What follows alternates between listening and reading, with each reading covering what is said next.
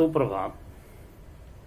आज हम कक्षा 8 के ज्ञान सागर से पाठ 7 अन्याय के खिलाफ लड़ाई पाठ पढ़ने जा रहे हैं। यह एक संकलित पाठ है। हमारे देश को आजाद कराने में अनगिनत स्वतंत्रता संग्राम सेनानियों का सहयोग है।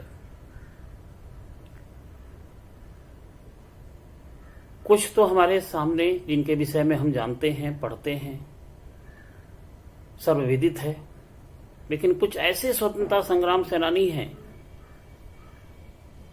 जिनका नाम आज तक हम नहीं जानते। उन लोगों ने भी अपने मातृभूमि की आजादी में अपना प्राण न्यौछावर किए हैं, सहयोग दिए हैं, लेकिन आज तक हमें उनकी जानकारी नहीं हो पाई। एक ऐसे ही मातृभूमि के लिए मरने वाले एक देशभक्त की कहानी है, जिसके विषय में आज मैं आप लोगों को बता रहा हूं। घटना सन 1922 ईस्वी की है, जिस समय में हमारा देश अंग्रेजों का गुलाम था। अंग्रेज हमारे ऊपर अनगिनत प्रकार से अत्याचार करते थे और हम उस जुल्म की चक्की में पिसते जाते थे। परिश्रम मेहनत हमारा होता था, मगर रोटी हमारी नहीं होती थी। अंग्रेज शासन ने अपने स्वार्थ पूरे करने के लिए भारत के लोगों को बहुत डरा धमका कर रखा था, पर उनकी धमकियों के खिलाफ लड़ने की हिम्मत रखने वाले लोग थे। ऐसे ही लोगों में एक आंध्र प्रदेश के कोया आदिवासी थे, जिनके नेता अलूरी श्री राम राजू, जो 18 वर्ष की उम्र में ही साधु बन गए थे। कक्षा 10वीं तक पढ़ाई किए थे और 18 वर्ष की उम्र में साधु बनकर जंगलों में रहने आए थे। उसी समय में अंग्रेज भी उस जंगल में पहुंचे और वहां की कीमती लकड़ियों को देख करके उनके मन में लालच ने जन्म ले लिया। जंगल इतना घना था कि अंदर जाकर के लकड़ियों को काटना बहुत मुश्किल था। ऐसे में अंग्रेजों ने सोचा कि जंगल के बीचों बीच अगर एक रास्ता बना दी जाए तो उस रास्ते से जाकर के हम इन लकड़ियों का सदुपयोग कर सकते हैं। जंगल के बीचों बीच रास्ता बनाने के लिए तैयार हो गए और इसकी पूरी जिम्मेदारी वहां का एक तहसीलदार था, जिसका नाम था बेस्टियन। तहसीलदार को सौंपी गई। अब जंगल के बीचों बीच रास्ता बनाने के लिए मजदूरों की जरूरत पड़ी, तो जंगल के मध्य में रहने वाले वे जो कोया आदिवासी थे, उन्हीं के ऊपर दबाव डाल करके उन्हीं से रास्ता बनाने को आदेश दिया गया बनाने के लिए। और वे लोग डरे सहमे जीने वाले लोग बेस्टियन के आदेश को मानकर, न चाहते हुए, दिल से तो नहीं चाहते थे, लेकिन मजबूरी में, लाचारी में, बेबसी में रास्ता बनाने के लिए तैयार हुए।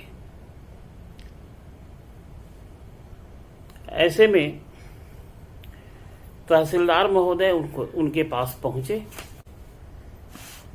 ऐसा ही वे स्वभाव से अक्खड़ और क्रूर थे। आदिवासियों के गांवों में जाकर घमंड के साथ खूब चिल्लाकर आदेश जारी किए कि 2 दिन में जंगल में सड़क बनाने का काम शुरू होगा। तुम सब लोगों को इस काम पर पहुंचना है। अगर नहीं पहुंचे तो ठीक नहीं होगा। अंग्रेज सरकार का हुक्म है, जान लो। यही बोले। आदिवासी किसी ने हिम्मत करके तहसीलदार से पूछना चाहा कि काम करेंगे तो बदले में क्या मिलेगा, तो बेस्टियन गुस्से में तमतमा उठा, क्या मिलेगा, हुक्म बजाना नौकर का काम है, आगे से यह सवाल मत पूछना। आदिवासी डर गए, सहम गए, काम पर जाने लगे। अपमान से अंदर ही अंदर घुट रहे थे, गुस्से में सुलग रहे थे। ठीक उसी समय में जंगल में श्री राम राजू साधु बनकर आए हुए थे। उस समय उनकी उम्र 18 वर्ष ही थी। लोगों के साथ मिलना जुलना, व्यवहार बढ़िया करने का परिणाम यह हो गया था कि वे सबके साथ घुल मिल गए थे। लोग उन्हें अपनी दुख दर्द की कहानी सुनाते थे और वे सबके दुख दर्द को सुन करके उनके साथ बढ़िया व्यवहार करते थे, रास्ता दिखाते थे। श्री राम राजू ने ही उनको बताया कि देखिए, जुल्म सहना और जुल्म करना दोनों अन्याय है। वे उदाहरण दिए कि हमारे ही देश में एक महात्मा हैं गांधी जी, जिन्होंने ये बताया है, रास्ता बताया है कि अंग्रेजों के अत्याचार के खिलाफ जब हम लड़ रहे हैं तो भारत के लोगों को अंग्रेज सरकार का सहयोग नहीं करना चाहिए और उनका काम बंद कर देना चाहिए। अगर कोई अंग्रेज अन्याय करेगा तो हम अन्याय सहने से इनकार कर देंगे। गांधी जी के इस तथ्य को श्री राम राजू ने आदिवासियों को सुनाया और उनके मन में साहस, उमंग, जोश की भावना जागृत हो गई और वे लोग भी अंग्रेजों का विरोध करने लगे। आदिवासियों में अंग्रेजों के खिलाफ आक्रोश भर उठी। भोले भाले आदिवासियों के मन में भरा सारा अपमान, दुख और क्रोध फूट कर निकल पड़ा।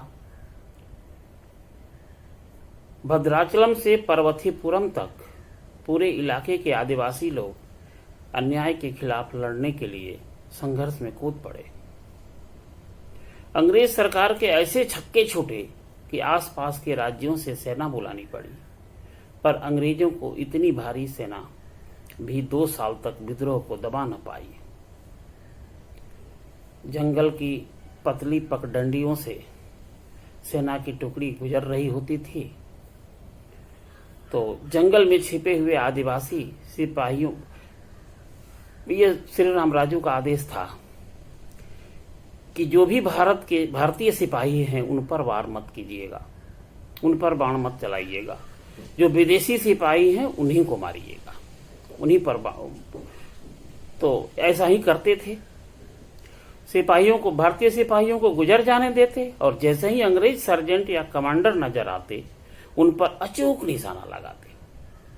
आदिवासियों के विद्रोह से अंग्रेज सरकार इतना डरने लगी थी कि राजू के दल को आते देखकर थानों से पुलिस भी भाग जाती थी। राजू के आदेश का सख्ती से पालन हुआ और जब पहाड़ों से कुछ करता था तो ऐसा लगता था मानो उसे किसी का भय न हो। आदिवासी लोग ऐसा मानते थे कि श्री राम राजू के चमत्कार से अंग्रेजों की गोलियां पानी बन जाएगी। बहुत विश्वास हो गया था आदिवासियों को। श्री राम राजू जो कहते थे वह पत्थर की लकीर बन जाती थी उनके लिए। इसी विश्वास से वे गोलियों की परवाह किए बिना पुलिस चौकियों या सेना पर हमला कर देते थे और उनके अस्त्र शस्त्र लूट कर भाग जाते थे। राजू ने एक कोने से दूसरे कोने तक गुप्त संदेश पहुंचाने के लिए, उस समय तो इतनी साधन नहीं थी, तो गुप्तचर हुआ करते थे। गुप्तचरों के माध्यम से एक कोने से दूसरे कोने तक समाचार पहुंचाई जाती थी, जानकारी ली जाती थी। अंग्रेज सेना के आने जाने के संदेश ऐसे पहुंचाए जाते थे कि किसी को कानो कान खबर न हो। यह सब देखकर अंग्रेजों ने भी अपने दांतों तले उंगली दबा ली कि ये भी लोग साधारण आदिवासी ये सब करते कैसे हैं। जंगलों और पहाड़ों में राजू के लोग बड़ी फुर्ती से छिपते फिरते थे। ऐसे इलाके में हथियारों से लदी अंग्रेजों की भारी भरकम सेना अपने आप को कमजोर महसूस करने लगी। राजू के लोगों को गांव-गांव का सहारा था। गांव के लोग विद्रोहियों को शरण देते और लाख कोशिश करने पर भी अंग्रेज उनकी खबर नहीं लगा पाते थे। फिर अंग्रेजों को एक उपाय सूझी।